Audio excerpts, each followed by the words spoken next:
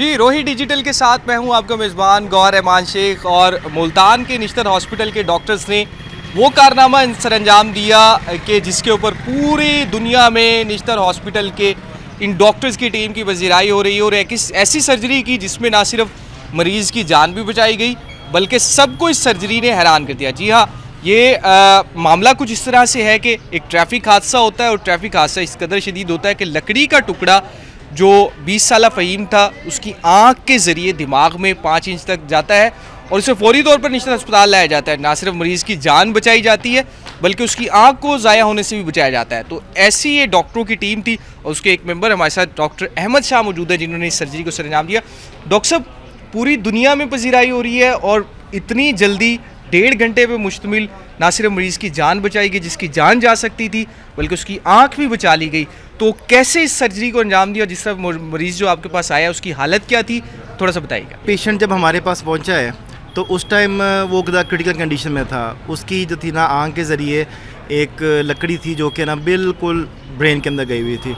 अब ये परफॉर्मेंस जो थी थोड़ी सी हमारे लिए औखी इसलिए थी क्योंकि ना पेशेंट का जीसीएस बहुत कम था।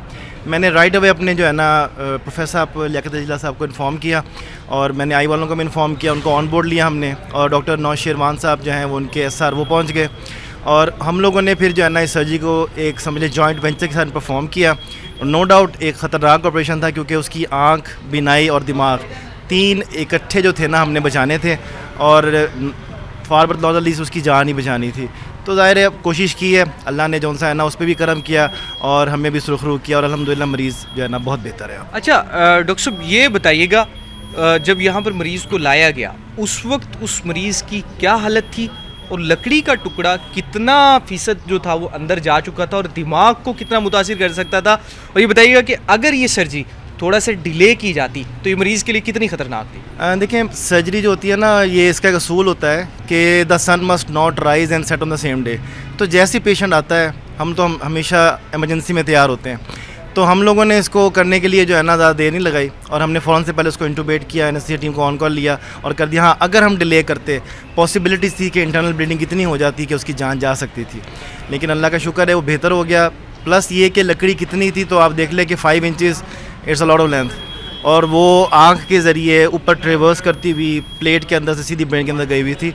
उसको फिर हमने जो है ना समझ लें कि बहुत ही आराम से कोशिश की कि उसको निकाल लें और अल्हम्दुलिल्लाह जो है ना ये कोई कॉम्प्लिकेशन ऐसी ग्रीवियस हमसे नहीं हुई और अल्हम्दुलिल्लाह पेशेंट जो है ना बहुत बेहतर हो चुका है। क्या ये जब ट्रीटमेंट किया गया इसमें मरीज़ को एनेस्थीसिया दिया गया? जी बिल्कुल, देखें एनेस्थीसिया जो है ना वो तो पार्ट एंड पार्सल सर्जरी का, जब तक वो नहीं देंगे तो हम तो आगे प्रोसीड नहीं कर सकते।